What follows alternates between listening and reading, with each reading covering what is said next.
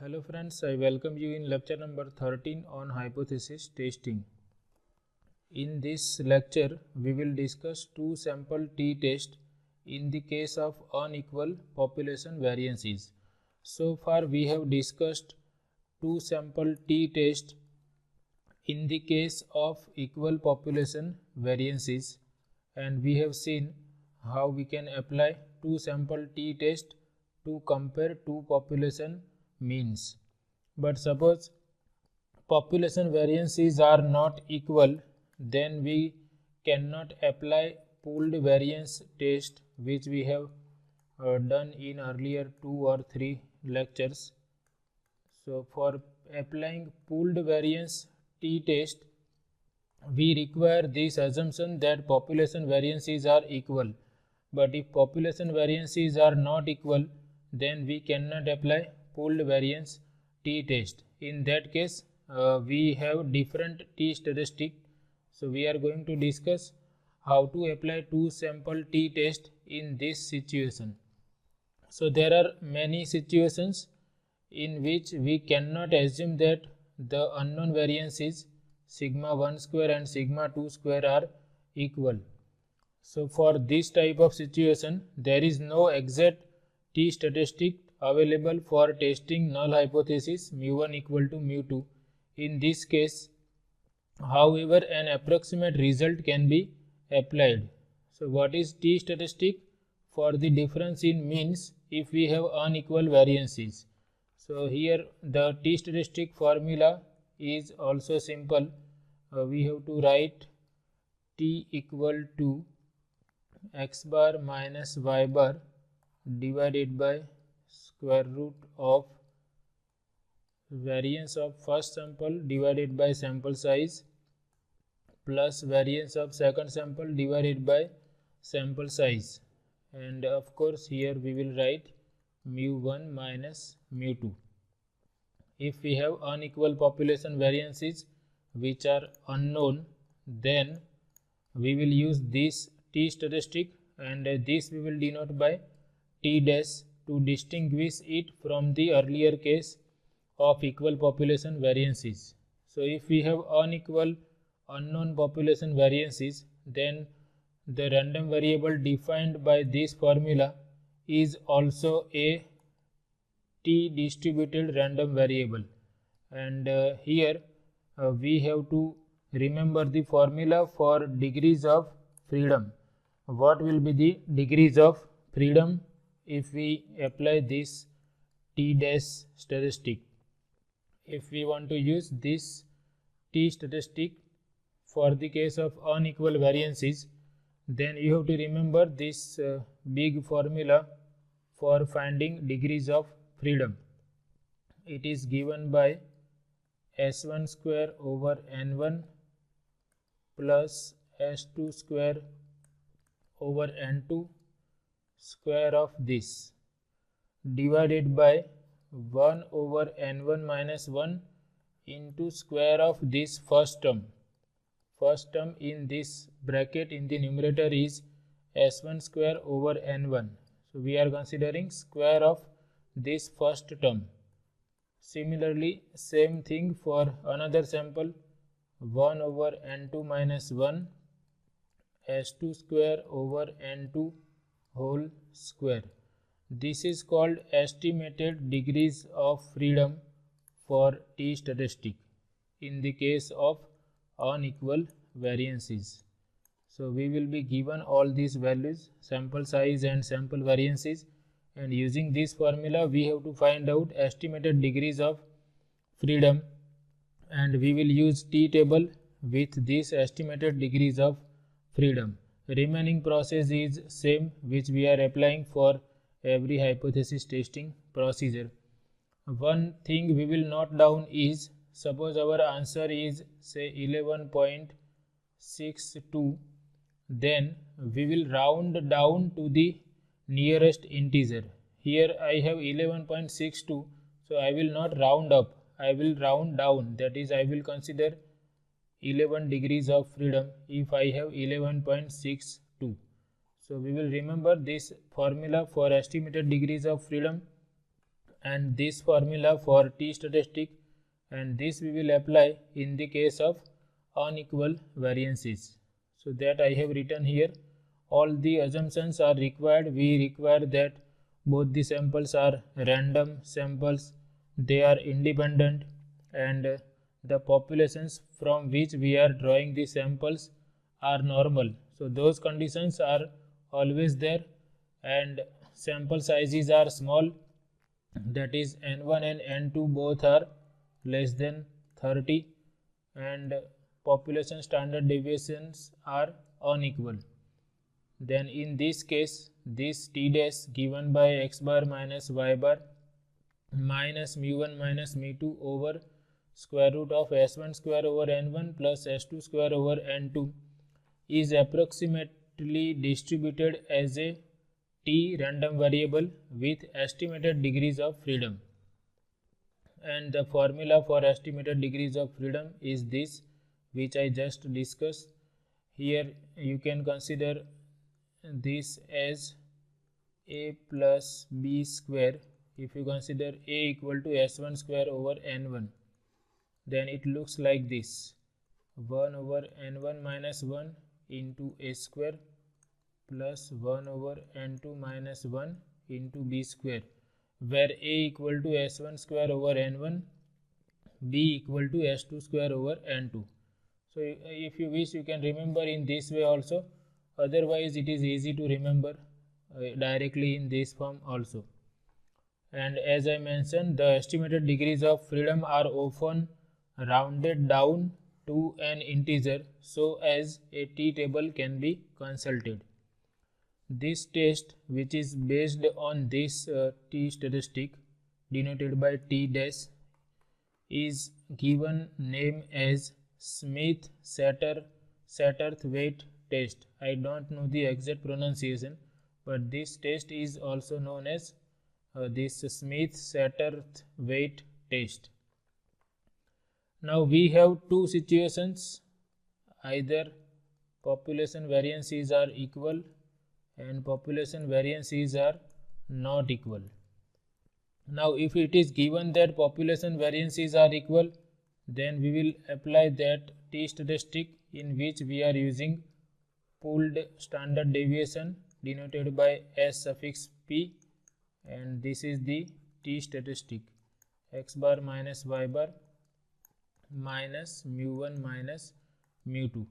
And if we have unequal variances, we will apply this formula for t statistic: t dash equal to x bar minus y bar minus mu1 minus mu2 and square root of variance for sample 1 divided by n1 plus variance for sample 2 divided by n2. And for two sample t test, we always check all these conditions: that samples are random, populations are normal, and we have independent samples, and of course we have small samples, that is n1 and l2 are less than 30. Now if in the question it is specified that population variances are equal, then we should always apply this formula with this pooled estimator, and if it is given that population variances are not equal, we can apply this formula. The confusion arises if it is not specified in the question that whether population variances are equal or different. So in that case, we can assume either this condition or this condition, and we can answer our question.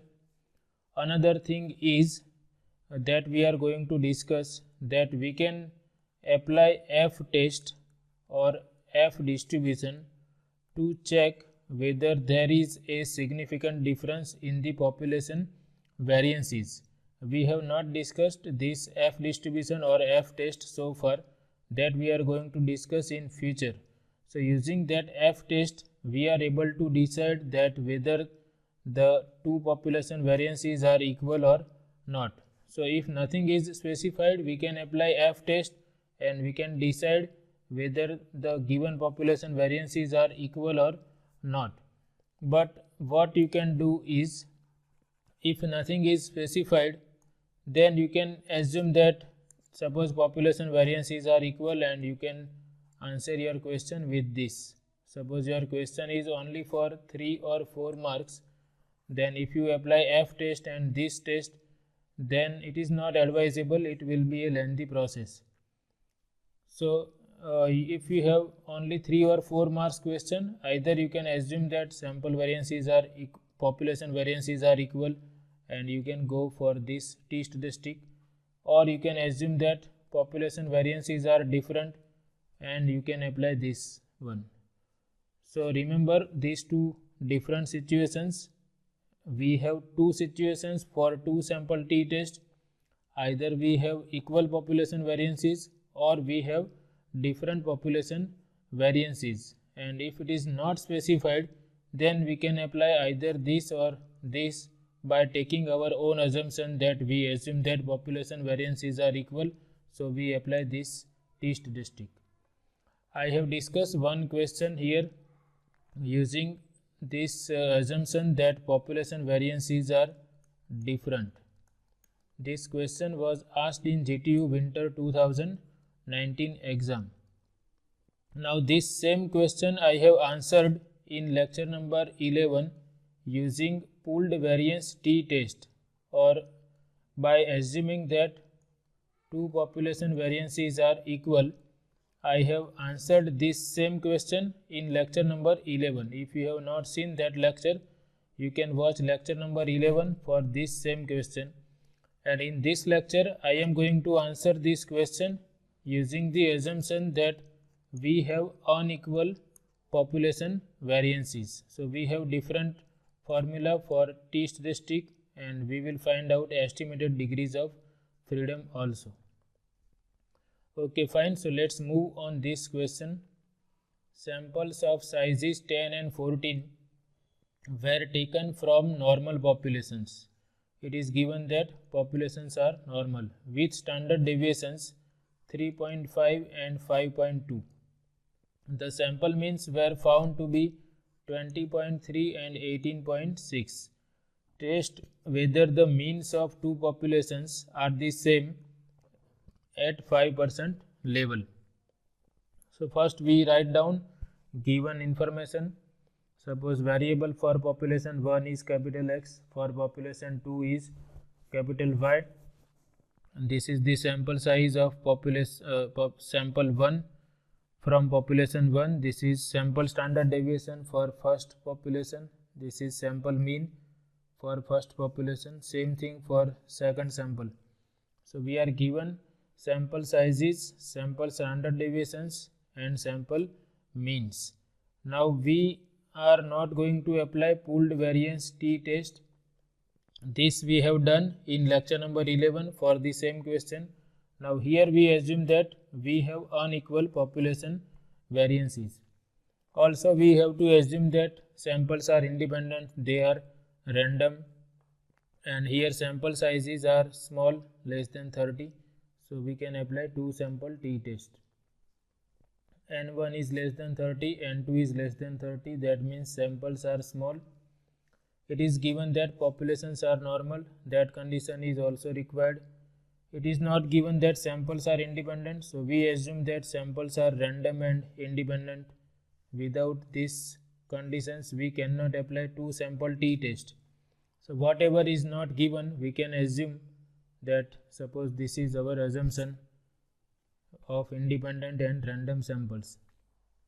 Under these assumptions, now we can apply two sample t-test, and we have made one assumption, that assume that we have unequal population variances, sigma 1 square and sigma 2 square are different. Nothing is specified, so we can consider this assumption also.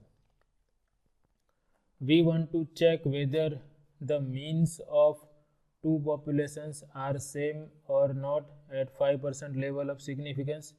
So our null hypothesis is that two population means are same. Alternative hypothesis is mu1 is not equal to mu2. alpha is given to be 0.05, and because of this mu1 not equal to mu2, there are two possibilities: either mu1 is less than mu2 or mu1 is bigger than mu2. That means we have two-tailed hypothesis test. Now we calculate t statistic. As I discussed, this is the formula for t statistic. If we assume that population variances are different, and under the null hypothesis we have mu1 minus mu2 equal to 0, so this quantity is 0. X bar and y bar are given here. X bar is 20.3, y bar is 18.6, and we substitute values of S1 and S2 also. So here I substitute all these values of this sample variances and sample means and sample sizes, and using scientific calculator I find that value of t statistic denoted by t dash is 0.9569. Now I have two-tailed test and level of significance is 0.05. So for critical value, first I have to decide degrees of freedom. If we want to use t table, then we must have level of significance and degrees of freedom. So now first we find out estimated degrees of freedom using this formula which I just discussed: S1 square over N1 plus S2 square over N2 whole square. In the division you can see first I am taking 1 over N1 minus 1, and this quantity is square of this first term. Same thing, 1 over N2 minus 1, this quantity is square of this second term. And we have calculated S1 square over N1 here. You can see this is S1 square over N1. So this quantity is S1 square over N1. This is S2 square over N2. So S1 square over N1 is 1.225. S2 square over N2 is 1.9314. So I substitute these two values from this step directly in this formula. N1 is 10, so I have 10 minus 1 9. N2 is 14, so 14 minus 1 13. And using scientific calculator I find my answer as 21.9641. Now as we discussed, we will round down. So this if we round down we have 21. So we will consider 21 degrees of freedom for using t table. To use the t table, we round down to 21 and consider estimated degrees of freedom equal to 21. Level of significance is 0.05, therefore alpha by 2 is 0.025, and I have to use alpha by 2 equal to 0.025, that is 2.5%. If I consider one area in one tail, it is 2.5%.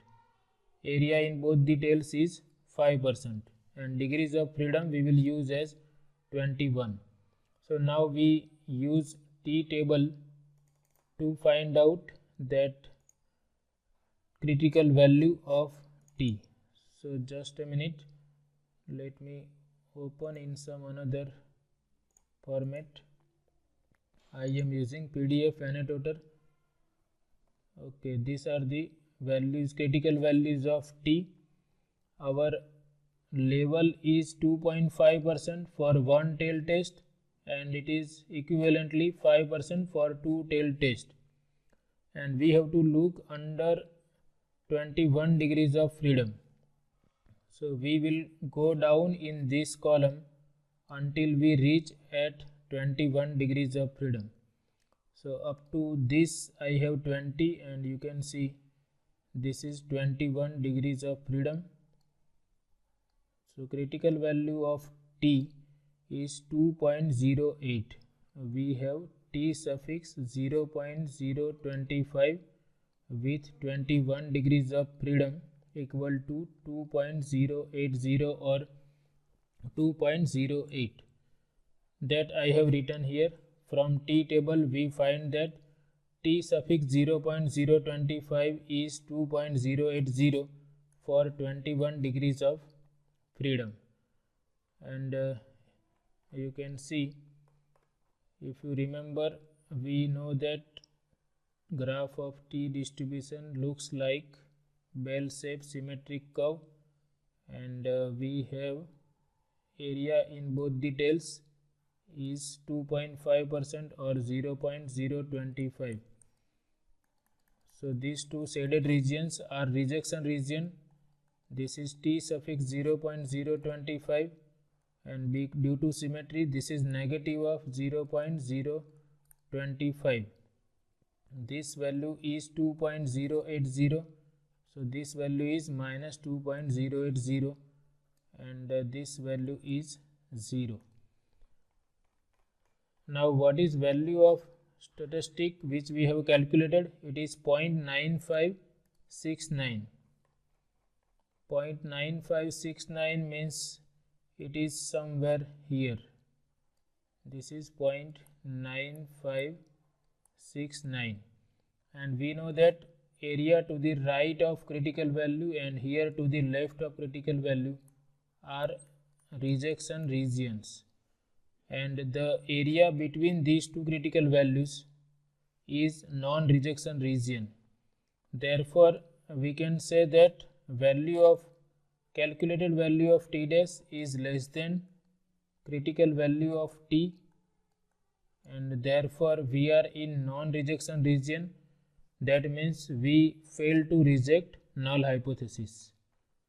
We reject null hypothesis if T dash is bigger than T 0.025, that is if we are in this area.